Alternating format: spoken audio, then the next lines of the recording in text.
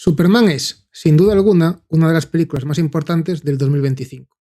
En una época en la que el género de superhéroes no está en su mejor momento, esta película intenta demostrarnos que estos personajes siguen siendo muy importantes a día de hoy. Por eso, en este vídeo voy a intentar explicaros lo que para mí ha sido lo mejor de la película. Bienvenidos a lo mejor de Superman.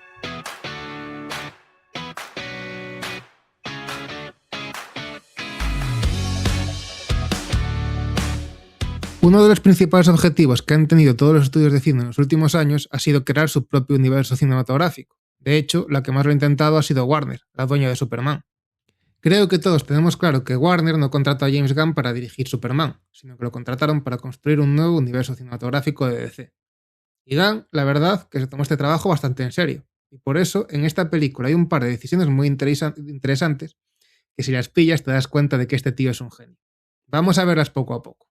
Hay una entrevista muy interesante de James Gunn en el podcast Happy Sad en la que explica que él no quiere hacer un universo lineal como el UCM, que se caracterizó porque el público iba viendo al mismo tiempo que los habitantes del universo cómo los superhéroes aparecían poco a poco en la Tierra, sino que se iba a basar más en lo que hizo George Lucas con Star Wars, en crear un universo en el que se podían contar historias en cualquier línea temporal, ya sea el pasado, el presente o el futuro. Algo que da mucha más libertad creativa a los autores, porque, aunque las historias estén conectadas, no dependen tanto unas de otras, y hacen que tu universo se sienta mucho más grande y mucho más épico. Pero para hacer que esto funcione, primero hay que hacer dos cosas muy importantes. La primera es poner a la gente en contexto desde el principio. ¿Y qué fue lo que hizo James Gunn en la primera escena de la película? Pues seguro que recordáis que básicamente copió la primera escena de Star Wars con sus clásicas letras explicativas. En esta escena, mientras que Superman está tirado en la nieve, nos cuentan de una forma muy simple y muy directa que los superhéroes llevan en la Tierra nada más y nada menos que 300 años. Algo que además es muy DC, porque este universo tiene un concepto de legado muy potente y muy importante. Y que además siempre ha tenido personajes en varias épocas del tiempo, como Jana Hex, la Sociedad de la Justicia, el propio Batman del futuro o la Legión de Superhéroes, que es un grupo que la verdad que mola un montón. Y la segunda es fijar la lógica de tu universo, pero sin quedarte corto, porque cuando más grande es el universo, más lejos tienen que estar los límites, para que los que vengan después no tengan muchas barreras a la hora de jugar con los juguetes. Y aquí es donde entra el personaje más importante de la película, Krypto.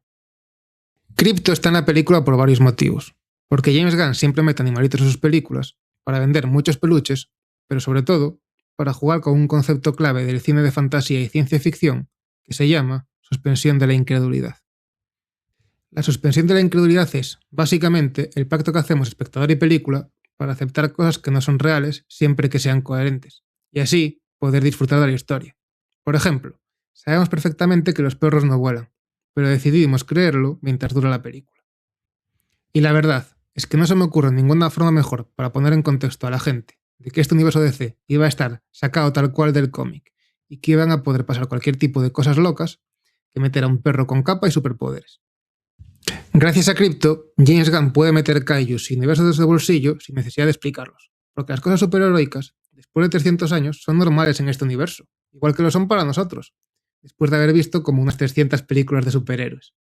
Por eso, no es casualidad que Krypto apareciera ya en las primeras imágenes de la película, porque Gunn sabía perfectamente que, aunque no fuera el personaje más importante para la trama, sí que era importante para la película, y sobre todo, era el personaje más importante, pero el más importante para construir el universo.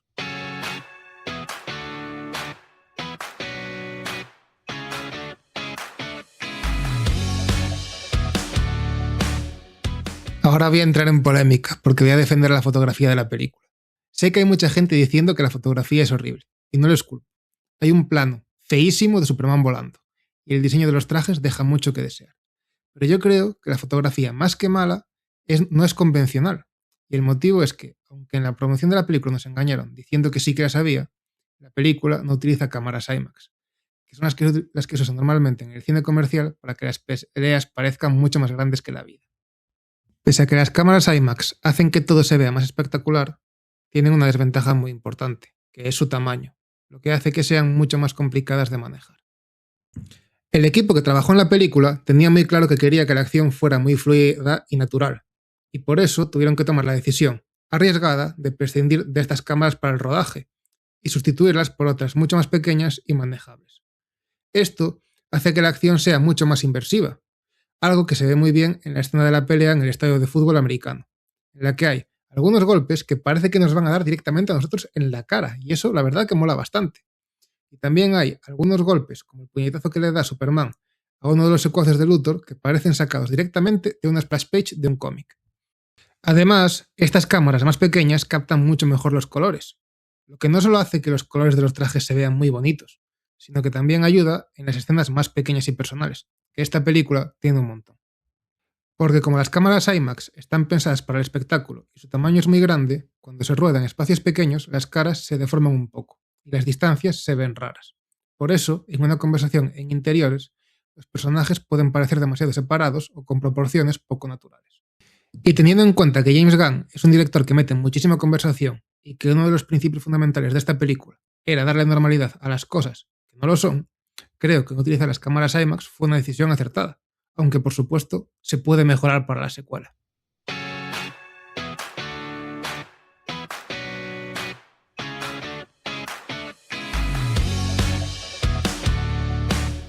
Una de las principales críticas que tienen las películas de superhéroes es que normalmente los villanos son muy planos y no tienen más desarrollo que son muy malos y quieren destruir el mundo.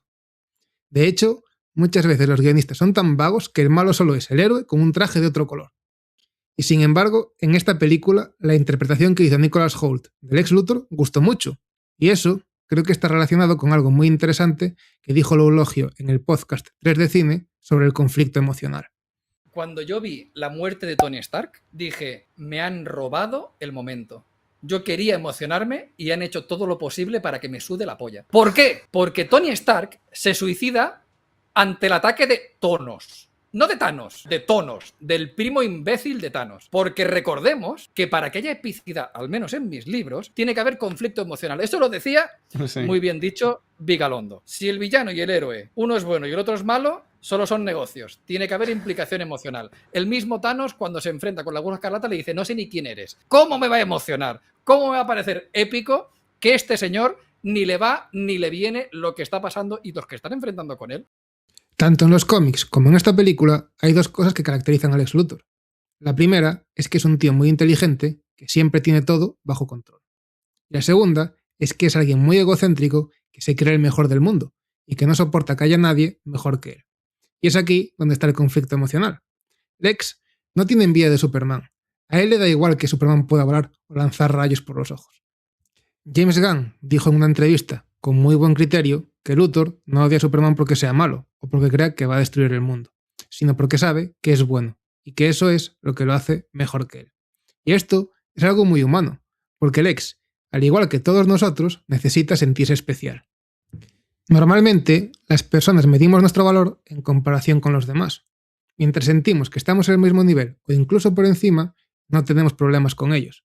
Pero cuando alguien destaca más que nosotros, como somos egocéntricos e inseguros, no vemos su éxito, sino que lo que vemos es nuestro fracaso, y ponemos excusas como que, por ejemplo, los demás lo tuvieron mucho más fácil, y no merecen lo que tienen. En la película hay una escena que transmite muy bien esto, y es cuando Lex se enfada porque lo comparan con Galileo, diciendo que Galileo era un idiota, pero que por lo menos, a diferencia de Superman, hizo algo y no cayó del cielo con un montón de poderes. Además, algo muy curioso que encaja muy bien con todo esto es que Nicholas Hoult fue uno de los finalistas para interpretar a Superman en esta película, perdiendo el papel frente al propio David Corenswet. Pero, continuando con la explicación de Lex, cuando alguien se convierte en la prueba de nuestros defectos, esa persona se mete dentro de nuestra cabeza y no dejamos de pensar en ella. Esto se debe a una especie de mecanismo de defensa ancestral que tenemos los humanos para no tener que mirarnos frente a nosotros mismos y ver nuestros defectos. Y ese es el motivo por el que nuestras obsesiones dicen mucho, pero muchísimo, de nosotros. Y aunque Lex intente disimularlo, diciendo que los alienígenas de 1,90 no son su tipo, el cabrón está jodidamente obsesionado con Superman y tiene la necesidad de destruirlo por completo. Cuando empieza a decir 1A, 1A, nos duele porque vemos cómo necesita acabar con él, cómo necesita solucionar el problema que tiene en su cabeza. Y cuando se pone a gritar como un niño pequeño porque Superman lo derrota, más de lo mismo. Porque este Lex es un personaje demasiado humano y por eso nos gusta. Y es que aunque lo tenga todo en la vida, no admite sus defectos y es incapaz de ser feliz. Lo que me encanta porque una parte muy oscura de mí se identifica muchísimo con él.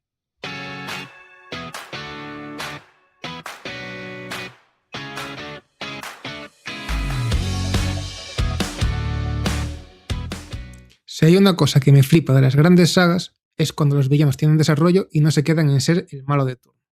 Por eso, en One Piece me encantan personajes como Buggy o como Barba Negra, y también el que quizás es el ejemplo más claro en el cine de superhéroes, el Loki de Tom Hiddleston. Y creo que James Gunn lo tiene todo a favor para hacer esto con el personaje de Lex Luthor.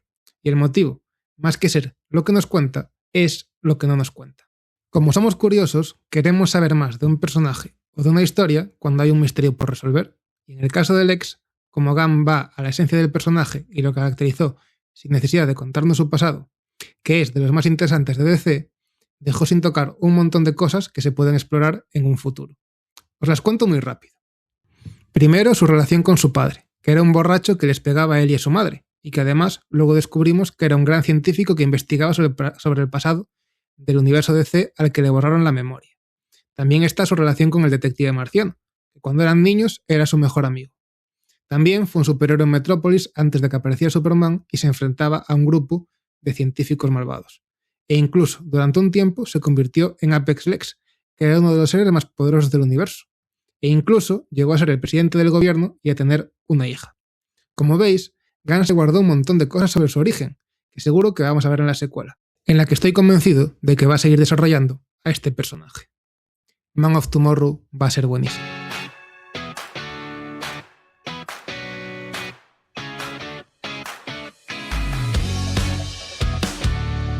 Sin duda alguna, una de las cosas que más gustó de la película fue la Lois Lane de Rachel Brosnahan, que seguro que para más de uno, entre los que me incluyo, se convirtió en vuestra versión favorita del personaje en imagen real. Y yo creo que esto fue por tres cosas. La primera es por cómo representa la esencia de la Lois Lane original. La segunda es por cómo es como periodista. Y la última, por cómo nos representa a nosotros, a los espectadores. Así que lo que voy a hacer es intentar explicaroslas una por una. Algo que no sabe mucha gente es que, aunque Lois es un personaje ficticio, en realidad no lo es del todo, porque está basada en una mujer real que se llamaba Joan Carter. Joan, que más tarde sería Joan Siegel, fue una modelo y actriz estadounidense de los años 30 y 40, que conocía a Jerry Siegel, uno de los creadores de Superman, cuando eran adolescentes en Cleveland. Jerry Siegel y Joe Shuster se inspiraron en ella para crear a Lois. Y no se inspiraron solo en lo físico, sino que también en su personalidad, porque Joan era una mujer muy inteligente, segura de sí misma y con un carácter muy fuerte. Básicamente, los rasgos que definen a Lois Lane, y que llamaron mucha la atención a los lectores de la época, que, a principios del siglo XX, no estaban acostumbrados a ver personajes femeninos tan independientes, con tanta ambición y que su trama no consistía únicamente en ser rescatada por el héroe de turno. De hecho, ya en el primer número, Lois se pone a discutir con Clark. Y un dato muy curioso que confirma esto es que en los primeros eventos de Superman, Joan interpretaba a Lois Lane. Pero continuando con la película, la Lois de Rachel Brosnahan representa a la perfección a la Lois que crearon Siegel y Shuster, porque en lugar de ser una fangirl de Superman, es una puta estrella del rock que lo ve como un igual. Y hay una escena que me gusta muchísimo, que es la de la entrevista, porque creo que construye muy bien la relación entre ellos dos. En esta escena, James Gunn nos enseña lo opuestos que son, ya que mientras que Lois se cuestiona todo y a todos, Clark es todo lo contrario. Es demasiado confiado y hasta confía en el payaso de Linterna Verde. Y nos plantea en muy pocos minutos cuáles son los problemas que tienen los dos personajes en este momento de su vida. A mí me gusta que James Gunn les permita a esos personajes ser gente normal, que no saben lo que quieren, o que en el caso de saberlo, les cuesta aceptarlo, porque básicamente son como todos nosotros. De hecho, mi principal problema con la película es que creo que debería haber desarrollado un poco más temas como la salud mental que se plantean al principio. Pero bueno, no todo tiene por qué ser perfecto. Como dije antes, otra cosa que me sorprendió mucho, y para bien, es la importancia que le dieron al periodismo en la vida de Lois. Y es que muchas veces, menos es más. Y aunque en esta película no hay una gran trama periodística, sí que hay un momento que para mí es perfecto. Y es cuando Lois se enfada porque Clark se da entrevistas a sí mismo y dice que esto no es ético para el periodismo. Esta frase me volvió loco, porque explica muy bien que cuando el entrevistador y el periodista están compinchados, más que ser periodismo, es propaganda. Pero sin duda alguna, lo que más me llama la atención de cómo desarrolla Gunn a Lois es cómo consigue que nos represente a nosotros, a los espectadores. Durante los últimos años se repitió mucho que Superman está pasado de moda y que la gente del siglo XXI no se puede identificar con un personaje tan bueno y tan perfecto. Y aquí, Lois empieza la película justo en ese punto, dudando sobre si Superman encaja o no en nuestro mundo. Y al igual que todos los fans de Superman, no se termina enamorando de sus poderes, sino de la buenísima persona que está detrás de ellos. Y termina dándose cuenta de que sus valores nos siguen haciendo mucha falta. Algo que me parece muy bonito.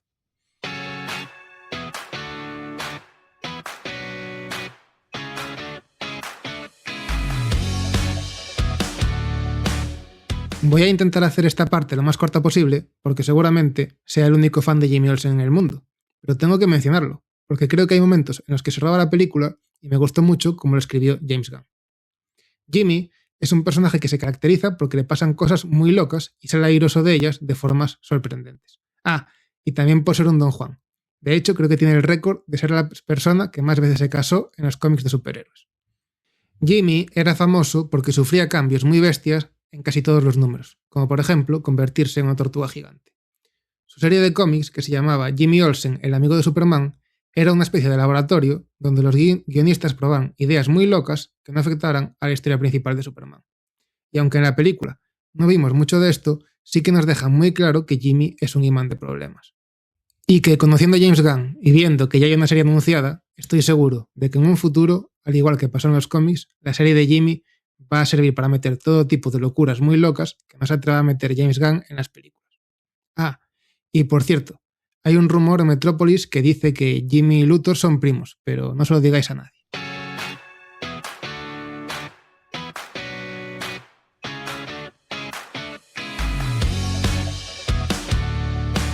Creo que para entender bien por qué este Superman está tan bien hecho, es necesario irnos al origen del personaje, que no fue el 18 de abril de 1938, que es cuando se estrenó el primer número de Action Comics, sino que tenemos que irnos un poco más atrás. Tenemos que irnos a la noche en la que murió el padre de Jerry Siegel.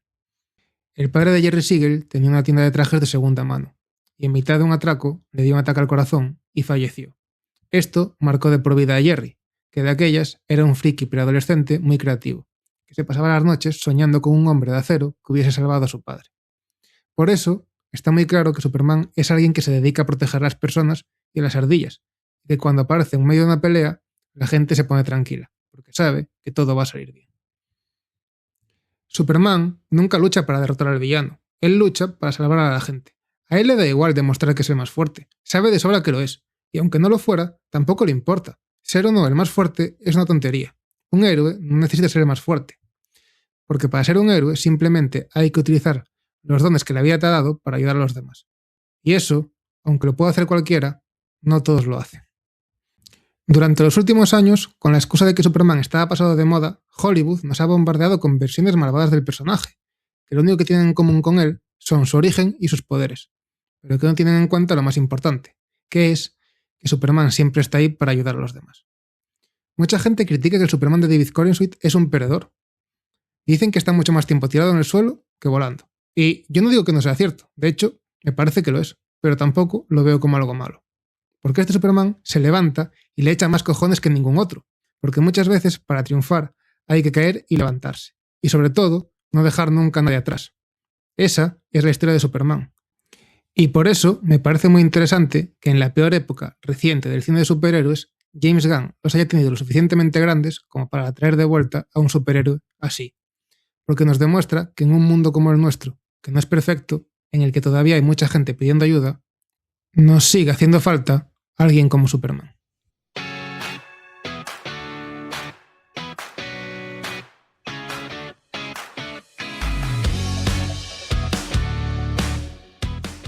A raíz del estreno de Superman, se puso muy de moda la frase «soy un punk rocker». Pero, ¿qué significa ser un punk rocker y por qué Superman lo es? El punk es un movimiento musical de los años 70 con el que los jóvenes intentaban transmitir lo hartos que estaban de la sociedad en la que vivían. Ser punk significa ir en contra de todo y de todos. Y en el mundo en el que vivimos, que está lleno de odio y de guerras de mierda, un mundo en el que nos destruimos unos a otros sin ningún motivo en las redes sociales, y en una sociedad en la que, como dice James Gunn, la bondad es algo que está pasado de moda, quizás lo más rebelde sea ser bueno y confiar en los demás. Igual muchos de vosotros no conocéis a Grant Morrison, pero ha escrito el cómic más importante del Hombre de Acero. Y según él, el secreto para escribir buenas historias de este personaje es coger los problemas reales y elevarlos a una escala mucho más grande. Algo que hace muy bien esta película. porque a día de hoy el racismo y la desconfianza son uno de los problemas más importantes de la sociedad. James Gunn lo sabe bien. Él es nieto de inmigrantes y, de hecho, su verdadero apellido no es Gunn, es un apellido irlandés impronunciable. Y lo que quería contar en esta película era la historia de su padre y de sus abuelos. De hecho, no es casualidad que la película se estrenara el día del cumpleaños de su padre. Y por eso hace mucho énfasis en cómo la sociedad te juzga por ser diferente. E incluso llega a tratarte como si fueras un monstruo. Y aunque personalmente no me gusta el cambio que le dieron a los padres kryptonianos de Superman, sí que entiendo que Gunn quería utilizar la figura de Superman como alienígena inmigrante para intentar decirnos que en esta vida nadie es ilegal, que nadie es malo por naturaleza, que todos somos humanos, que todos, incluso los más poderosos, sufren y que todos nos merecemos una oportunidad de que nos dejen hacer el bien. Superman no es una obra maestra ni intenta serlo. Solo quiere entretener y mandar un mensaje, que es que si el objetivo de Superman es ayudar a los demás, en el fondo, todos podemos serlo, aunque nos miren mal, aunque se rían de nosotros por ser diferentes o por llevar los calzoncillos por fuera. Ser bueno con los demás es importante, porque incluso tú, sí, tú, si te lo propones, puedes llegar a ser el Superman de alguien que lo necesite. Ese es el verdadero punk. Bueno, gente, eso ha sido todo. Si os ha gustado, dejadme un montón de cerditos en el chat. Y si os apetece, ponedme también qué fue para vosotros lo mejor de la película. Pues si os interesa, dejo las AMVs que utilicé para editar el vídeo en la descripción. Y muchas gracias por llegar hasta aquí. Espero que os haya gustado. Nos vemos en el próximo vídeo.